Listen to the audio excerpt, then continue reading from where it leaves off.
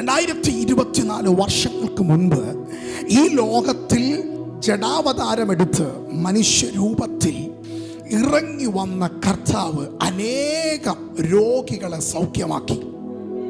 ആമേൻ. അനേകം രോഗികളെ സൗഖ്യമാക്കി.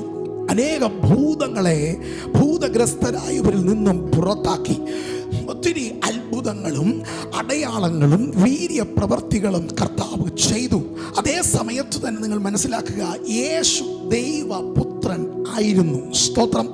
ദൈവത്തോടുള്ള സമത്വത്തിൽ ഇരുന്ന കർത്താവായ യേശു ഈ ലോകത്തിലേക്ക്, സ്തോത്രം, ഒരു മനുഷ്യന്റെ രൂപത്തിൽ അഥവാ ഒരു മനുഷ്യനായി ഈ ലോകത്തിലേക്ക് അവൻ ഇറങ്ങി വന്നു. ആമേൻ. ആ വന്ന കർത്താവ് രോഗികളെ സൗഖ്യമാക്കി, ഭൂതങ്ങളെ പുറത്താക്കി, അത്ഭുതങ്ങളും അടയാളങ്ങളും വീര്യ പ്രവർത്തികളും ചെയ്യുവാൻ ഇടയായി. ആമേൻ. ദൈവത്തോടുള്ള സമത്വത്തിൽ ലോക സ്ഥാപനത്തിന് മുൻപേ പിതാവിനോടൊപ്പം ഇരുന്ന കർത്താവായ യേശു. ആമേൻ. പിതാവ്, പുത്രൻ, പരിശുദ്ധാത്മാവ് ത്രിയേക ദൈവമാണ്. അതിൽ രണ്ടാമനായി അല്ലെങ്കിൽ ആമേൻ സ്തോത്രം ആ തുല്യതയിൽ നിന്ന കർത്താവായ യേശു, ദൈവമായ യേശു, ദൈവത്വമുള്ള യേശു, ലോക ജനതയുടെ വീണ്ടെടുപ്പിനായി, രക്ഷയ്ക്കായി ഈ ലോകത്തിലേക്ക് ഇറങ്ങി വന്ന കർത്താവ് ഈ ഭൂമിയിലേക്ക് വന്നപ്പോൾ യേശുവിന് രോഗികളെ സൗഖ്യമാക്കണമായിരുന്നു. യേശുവിന് ഭൂതങ്ങളെ പുറത്താക്കണമായിരുന്നു.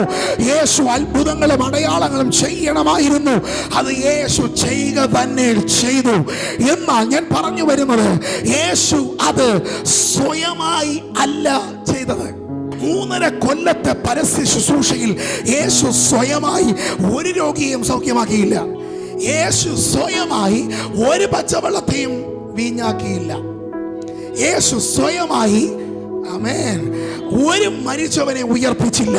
പകരം നിങ്ങൾ ശ്രദ്ധിക്കുക, യേശു എവിടെയൊക്കെ രോഗികളെ സൗഖ്യമാക്കിയിട്ടുണ്ടോ, യേശു എവിടെയൊക്കെ ഭൂതങ്ങളെ പുറത്താക്കിയിട്ടുണ്ടോ, യേശു എവിടെയൊക്കെ പച്ചവെള്ളത്തെ വീഞ്ഞാക്കിയിട്ടുണ്ടോ, യേശു എവിടെയൊക്കെ അത്ഭുതങ്ങളും അടയാളങ്ങളും പ്രവർത്തിച്ചിട്ടുണ്ടോ, അവിടെ എല്ലാം പരിശുദ്ധാത്മാവിന്റെ പ്രസൻസ് അഥവാ പരിശുദ്ധാത്മാവിന്റെ സാന്നിധ്യം നാം കാണുന്നു.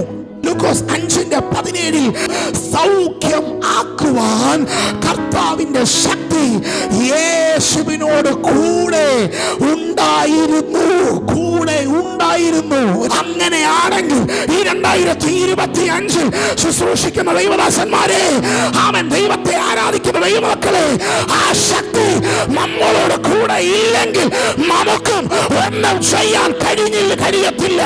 സാക്ഷാൽ യേശുവിന് ശക്തി കൂടെ ഇല്ലായിരുന്നെങ്കിൽ, യേശുവിനൊന്നും ചെയ്യാൻ കഴിയാതിരുന്നു എങ്കിൽ, ഇന്ന് പകൽ മനസ്സിലാക്കുക, ആ ശക്തി കൂടെ ഇരുന്നപ്പോൾ യേശു രോഗികളെ സൗഖ്യമാക്കിയെങ്കിൽ, ഈ 2025 ആ കർത്താവിന്റെ ശക്തി, ആ പരിശുദ്ധാത്മാവിന്റെ ശക്തി നമ്മുടെ മേലിരുന്നാൽ, നമ്മോട് കൂടെ ഇരുന്നാൽ, ഈ ദിവസങ്ങളിൽ നാം ഉപയോഗിക്കപ്പെടാൻ പോകുകയാണ്.